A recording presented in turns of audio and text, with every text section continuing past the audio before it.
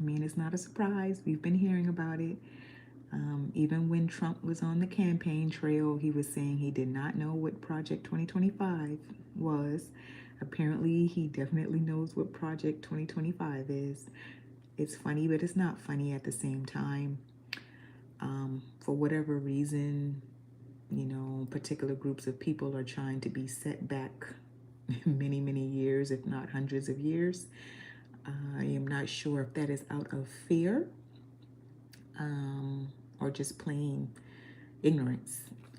However, I'm bringing this up because I got an email today. I actually applied for a digital grant about a month or so ago, and I just got this email. And the email wasn't that I got denied, the email was telling the people that actually applied that the funds for this particular grant have been cut and terminated. So I'm going to read the first line to you.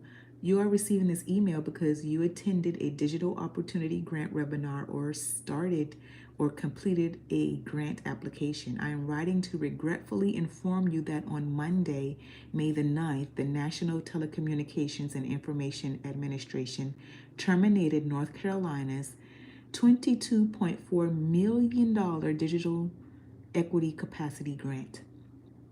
Without funding, we are not able to move forward with the 17 million digital opportunity grant program. Now, the key word that you heard in there was equity.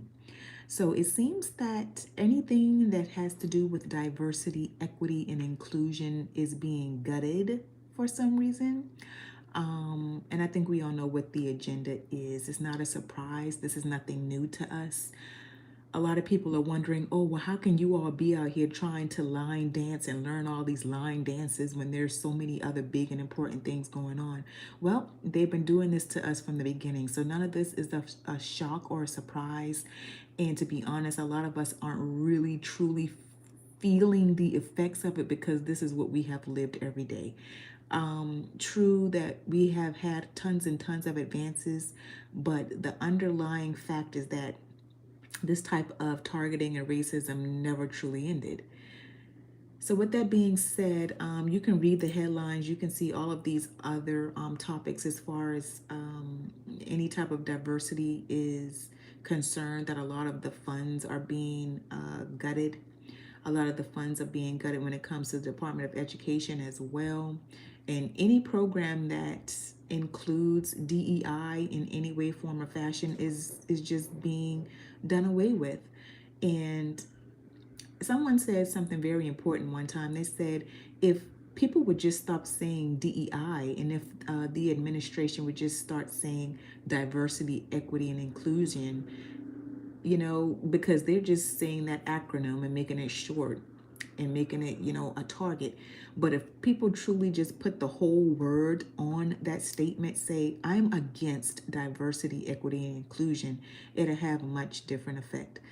But as you can see in some of these different headlines here, the Trump administration has threatened to withhold federal funds from public schools that have diversity, equity, and inclusion programs. That's pretty much everywhere because these things were needed in order to stop discriminating against a certain group of people. And without these programs and without some of these things being implemented and in place, it's going to reverse right back to that. And I want you all to think of this from another viewpoint because this is how I'm thinking of it. Over the past few years, I've started to think about things from different angles, and you have to see the deeper issue in the deeper cause. And I look at things from a spiritual foundation now, and not so much as what I actually see in front of me, because our enemies always know what's coming before we actually do. So a lot of us may actually see this as a bad thing. However, I keep saying this is forcing us to get back to supporting each other and get back to having our own everything. This is forcing us to support each other. This is forcing us to support Black businesses. This is forcing us to start gathering again in our own communities. This is forcing us again to start educating our own children. This is forcing us again to start our own financial institutions. This is forcing us back to segregation, okay? And this is how it was the first time around, and this is the way that they seem to be going now. And it's not necessarily a bad thing because it will force us to be self sufficient, self reliant, self dependent. Whatever community you are from that is marginalized, that they are targeting, whether it be the LGBTQ or African American communities or Hispanic communities or any other marginalized community, female, whatever, it is forcing certain groups of people to become self reliant again. So I just wanted to bring that to your attention because, again, I was reading through my emails and I saw that and I said, let me talk about this because this is something that a lot of people may be dealing with and wondering, okay, especially some of these kids that are in school that depend on Pell Grants and these different grants and the school actually has DEI, they might be so afraid about where the funding is going to come from for their education. Hi, Carson, how are you today? So yeah, let me know what you all think, and fear not, fear not. Um, the riches of you know those that are in power that mean us no good are stored up for the righteous. Remember that, and the head becomes the tail the head, and a lot of people, a lot of us aren't even flinching at this because this is not, it's not anything new. We've been through this, we go through this.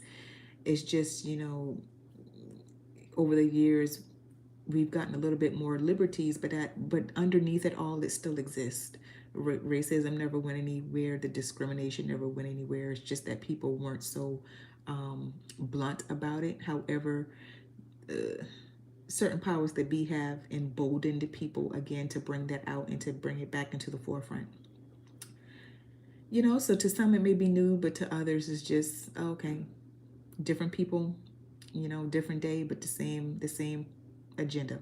But anyway, I want to thank you all for watching and listening. Let me know what you think. Be blessed.